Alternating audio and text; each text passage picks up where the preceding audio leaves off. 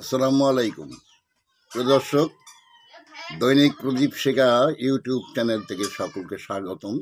নিয়ে যাওয়া এই পুরো বিষয়টি তারা মঞ্চায়ন করেছেন ফ্রান্সে, আমেরিকায় বসে, ফেসবুক লাইভে বসে, এবং আমরা ফোনে কথা বলতে দেখেছি যে কেন বুলডোজার আনতে দেরি হচ্ছে, কেন এখনো কেন বুলডোজার আসে নাই, বুলডোজার কলাবাগানে আটকা কেন, বুলডোজার কেন 32 নম্বরে নিয়ে যাওয়া হচ্ছে না। বোঝেন অবস্থা।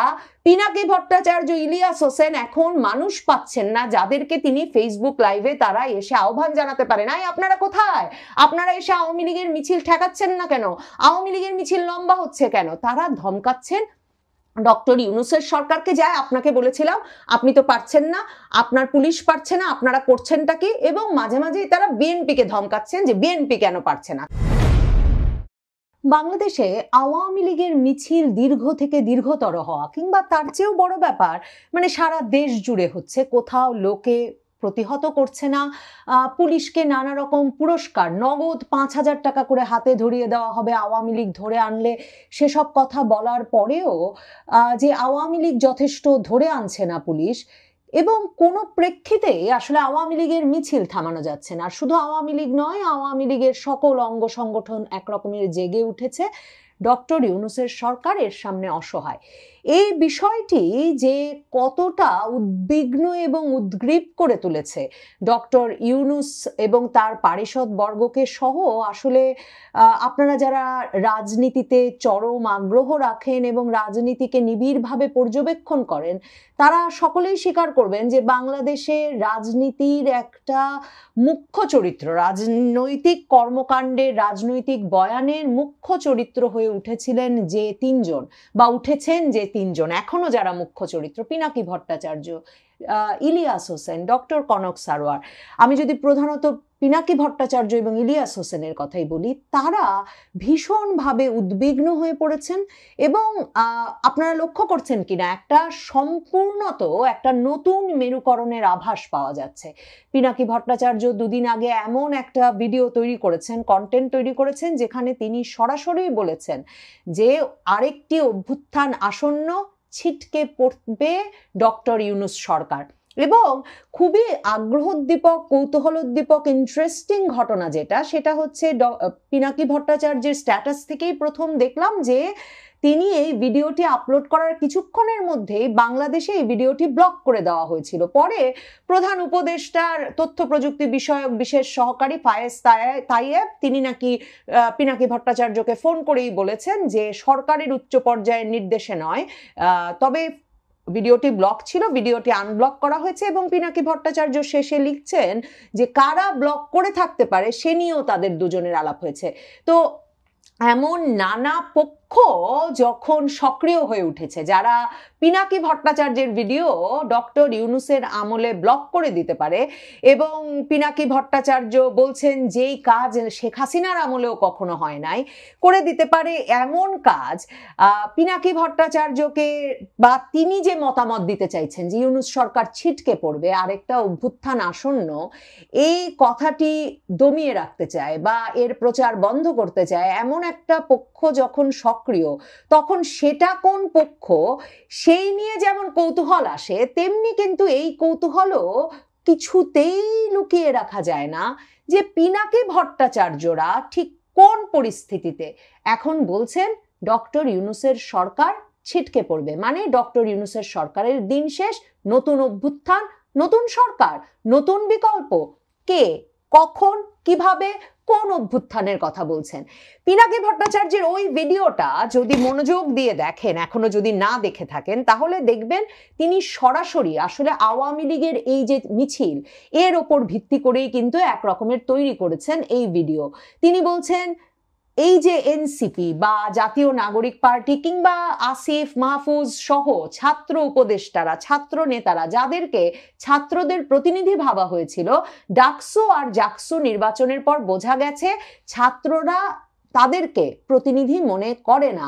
বাগছাস মানে জাতীয় নাগরিক পার্টির ছাত্র উইং যে কটা ভোট পেয়েছে, তাতে এটা প্রমাণিত হয়ে গেছে যে ছাত্ররা আর এদেরকে তাদের প্রতিনিধি মনে করেন না। তার মানে এই যে আমরা ছাত্র জনতার সরকার বলছিলাম ডক্টর ইউনূসকে, পিনাকি ভট্টাচার্য বলছেন যে ডক্টর ইউনূস সরকারের আর কোনো বৈধতা বা অনুমোদন থাকে না, কারণ এই ছাত্ররাই তাকে বসিয়েছিল প্রধান উপদেষ্টা পদে এবং তারাই ওয়াকারুজ্জামানের সঙ্গে মিলে এই পুরো উপদেষ্টা সরকার বা অন্তর্বর্তীকালীন সরকার তৈরি করেছে। ছাত্ররা এই কথা পরিষ্কার করে দিয়েছে যে তাদের প্রতিনিধি এই অন্তর্বর্তীকালীন সরকারও নয়, জাতীয় নাগরিক পার্টিও নয়, বাগছাসও নয়। ভাবুন তো, পিনাকি ভট্টাচার্য বলছেন যে তার ফলে ডক্টর ইউনূস সরকারের আর কোনো ম্যান্ডেট থাকে না, কোনো বৈধতা থাকে না ছাত্র জনতার সরকার হিসেবে। কখন বলছেন পিনাকি ভট্টাচার্য? যখন কিন্তু জামায়াতে ইসলামীর তরফে ঐকমত্য কমিশনে দাঁড়িয়ে পরিষ্কার, মানে যে কথা মাসের পর মাস ধরে, 1 বছরের বেশি সময় ধরে আওয়ামী লীগ বলছে যে 106 নম্বর অনুচ্ছেদ অনুযায়ী যে সংবিধানের ওপর ভিত্তি করে ডক্টর ইউনূসের সরকার গঠিত হয়েছে বলা হচ্ছে, এটা একটা ভুয়া কথা। কোন সংবিধানে 106 অনুচ্ছেদ ব্যবহার করে একটা অন্তর্বর্তীকালীন সরকার জন্ম দেওয়ার কোনো সুযোগ নাই। এবং সবচেয়ে বড় কথা, জামায়াতের ব্যারিস্টার শিশির মনির যে কথা বলছেন, আওয়ামী লীগ দীর্ঘদিন সে কথা বলে আসছিল যে সবচেয়ে বড় কথা, ডক্টর ইউনূসের সরকার গঠনের আগে এমন কোনো আপিল বিভাগের বিচারপতিদের কাছ থেকে এই মতামত নেওয়ার জন্যে কোনো শুনানি অনুষ্ঠানের কোনো সুযোগই ছিল না। এই শুনানির খবরটা বা এই শুনানির যুক্তিটাই মিথ্যা। জামায়াতে ইসলামী যখন অবৈধ অসাংবিধানিক সরকার বলছে ডক্টর ইউনূস সরকারকে, তখন পিনাকি ভট্টাচার্যও বলছেন জনগণের ম্যান্ডেট নাই ডক্টর ইউনূস সরকারের বা নাহিদ ইসলামের দলের হাসনাত সার্জিসের মবের কিংবা আসিফ মাহমুদ মাহফুজের উপদেষ্টা পদে থাকার। পিনাকি ভট্টাচার্য এদের যে কোনো জনপ্রিয়তা নাই, সেটা কি শুধু ডাকসু ভোট দিয়ে বললেন? তিনি বললেন আওয়ামী লীগের মিছিল, মানে খুব গুরুত্বপূর্ণ কিন্তু এই মিছিলটার কথা আমি আপনাদের কয়েক দফা উল্লেখ করেছিলাম যে জাতীয় নাগরিক পার্টির অফিসের নিচে দুপুর 2টার সময় গত শুক্রবার বা শনিবারে জাতীয় নাগরিক পার্টির বাংলা মোটরের অফিসের নিচে দুপুর 2টার সময় জড়ো হয়ে আওয়ামী লীগের এবং তার অঙ্গ সংগঠনের নেতাকর্মীরা আধা ঘন্টা 40 মিনিট ধরে জড়ো হয়ে তারপর মিছিল বের করে কিন্তু ইন্টারকন্টিনেন্টালের দিকে যায়, 1000 খানেক লোকের মিছিল, এবং তারা জড়ো হয় জাতীয় নাগরিক পার্টির নিচে। পিনাকি ভট্টাচার্যের কাছে আবার তার ভিডিও ছিল। পিনাকি ভট্টাচার্য আওয়ামী লীগের নেতাকর্মীরা যে নিচে জড়ো হয়ে, উনি নিজেই বলছেন যে তারা নৃত্য করেছে। জাতীয় নাগরিক পার্টির অফিসের নিচে দাঁড়িয়ে দেখা যায় যে আওয়ামী লীগের নেতা কর্মীরা শেখ হাসিনা আসবে, বাংলাদেশ আসবে, শেখ হাসিনা বলে বলে লাফাচ্ছে, নাচছে। তো পিনাকি ভট্টাচার্য বলছে যে কার্যালয়ের সামনে আওয়ামী লীগের নেতাকর্মীরা দাঁড়িয়ে নাচছে, লাফাচ্ছে, জড়ো হচ্ছে, মানে জাতীয় নাগরিক পার্টি কই? যে তারা এসে তাদের সমর্থকরা, তাদের নেতাকর্মীরা এসে কেন আওয়ামী লীগের নেতাকর্মীদের প্রতিহত করতে পারছে না? পিনাকি ভট্টাচার্য, ইলিয়াস হোসেন, তারা তো নিয়মিত ডক্টর ইউনূসের সরকার এবং তার পুলিশ বাহিনী যে কোনো কাজে আসছে না আওয়ামী লীগের মিছিল ঠেকাতে, সে কথা নিয়মিত লিখছেন। মানে ইলিয়াস হোসেন কয়েক দফা এই নিয়ে স্ট্যাটাস দিয়েছেন যে এমনকি বগুড়ায় আওয়ামী লীগের মিছিল হয়ে গেছে, মশাল মিছিল হয়ে গেছে। তিনি বলেছেন যে ডক্টর ইউনূসের উপদেষ্টা, এমনকি আইজি, এরা সব আসছেন বিদেশ থেকে, এরা সব চলে যাবেন, কিন্তু যদি, আমাকে মার্জনা করবেন, আমি ইলিয়াস হোসেনের ভাষা বলছি, যে যদি জাউরা আওয়ামী লীগ আবার আসে তাহলে যে কি উপায় হবে দেশটার, এই কথা ভেবেই যাতে জামায়াতে ইসলামী, BNP, up party, Gono Odhikar পরিষদ, এনসিপি, এবি পার্টি, মানে যত দল আছে সবাইকে বলেছেন তারা যেন ঐক্যবদ্ধ থাকেন। মানে এই ইলিয়াস হোসেন, পিনাকি ভট্টাচার্য, তার মানে কি কোন রকম যে রাজপথে প্রতিরোধ গড়ে উঠছে না আওয়ামী লীগের মিছিলের বিরুদ্ধে, সেটাই কি তাদেরকে এই বিষয়টাতে নিশ্চিত করছে যে একরকম আওয়ামী লীগ ফিরে এসেছে, কিংবা আওয়ামী লীগ আরো জোরে সোরে ফিরে আসতে যাচ্ছে, এবং ডক্টর ইউনূসের পুলিশ বাহিনীর তো তাতে সাধ্য হবেই না এই আওয়ামী লীগকে ঠেকানোর, এবং শেষ পর্যন্ত রাজনৈতিক দলগুলো ঐক্যবদ্ধ পারবে কিনা সেটা নিয়েও তাদের ভেতরে সন্দেহ দেখা দিয়েছে।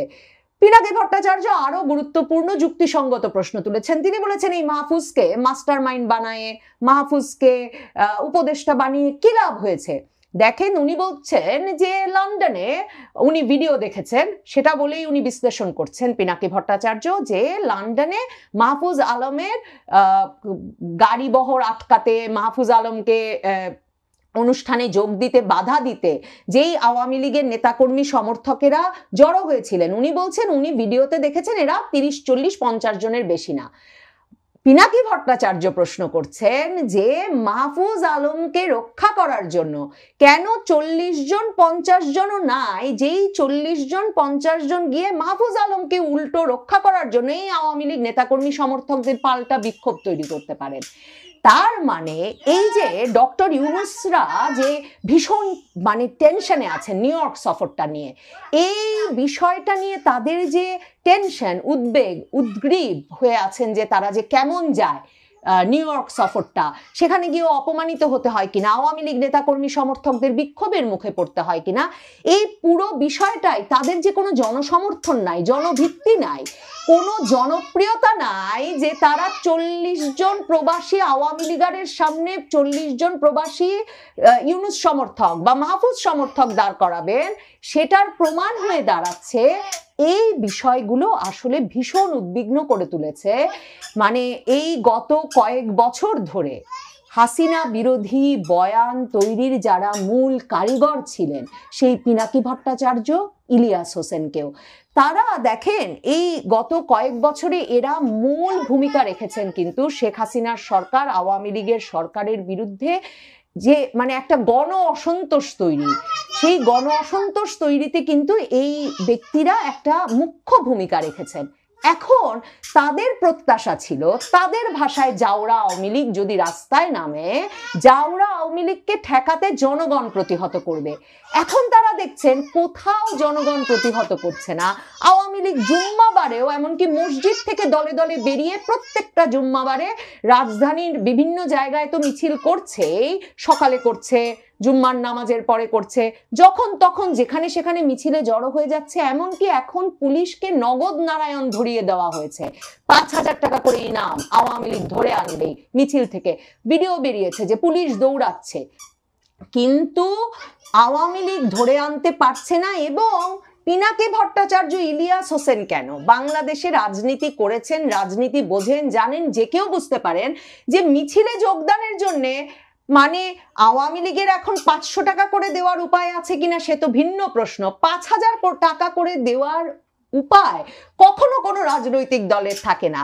তো সেই অবস্থায় কোন ব্যক্তি জানের ডর নিয়ে মিছিলে নেমে যাচ্ছেন এবং থামছেন না, যাদেরকে ধরার জন্য 5,000 টাকা পর্যন্ত সরকার পুরস্কার ঘোষণা করে দিয়েছে, সরকারের হাতে আর কোনো অস্ত্র নাই, তাহলে কি করবেন? দেখেন পিনাকি ভট্টাচার্য বলেছেন তিনি কোনো দলের পক্ষে বা বিপক্ষে না, রাজনীতি একটা জার্নি, সবসময় এই দিকে মানে কোন দিকে কখন কে ঠিক কাজ করেন, কে ন্যায় করেন, বেঠিক করেন, মানে কোন দিকে রাজনৈতিক বয়ান হাজির করতে হয় সেটা বলা যায় না। কাজেই পিনাকি ভট্টাচার্য হয়তো সেই বদলটা টের পাচ্ছেন এবং বদলটা টের পেয়ে তিনি এক রকমের সেই বয়ানটাও হাজির করতে চাইছেন যে পরিবর্তন আসছে। কারণ অভ্যুত্থানটা কার মাধ্যমে হবে সেটা আমি এই 16, 17, 18 মিনিটের ভিডিওটা শুনে বুঝতে পারিনি। তার মানে কি পিনাকি ভট্টাচার্য মনে করছেন আওয়ামী লীগই অভ্যুত্থান ঘটাবে, মানে পরবর্তী অভ্যুত্থানকে আওয়ামী লীগের নেতৃত্বে হবে? কারণ তিনি বলছেন জামায়াতে ইসলামী, বিএনপি সবাই ভুল পথে আছে, বিএনপি তো কোনো রাজপথে ঠেকাতে পারছে না, জামায়াতে ইসলামী এখন কেন পিআর নিয়ে ব্যস্ত, উনার কথা যদি শুনতো তাহলে আনুপাতিক প্রতিনিধিত্ব নিয়ে রাস্তায় নামতো না, অন্য কিছু নিয়ে রাস্তায় নামতো, কি নিয়ে রাস্তায় নামতো কোনো দিক নির্দেশনা নেই। মনে করে দেখেন এই পিনাকি ভট্টাচার্য, এই ইলিয়াস হোসেন, তারা ফেসবুক লাইভে বসে থেকে 32 নাম্বার ভাঙার পুরো কার্যক্রমটা পরিচালনা করেছিলেন, তারা আহ্বান জানিয়েছিলেন, তারা দাবি করেছেন তখন ফেসবুক লাইভে এসে যে তাদের আহ্বানে শত শত ব্যক্তিরা গিয়ে, শত শত ছাত্র জনতা গিয়ে 32 নাম্বার ভেঙেছে।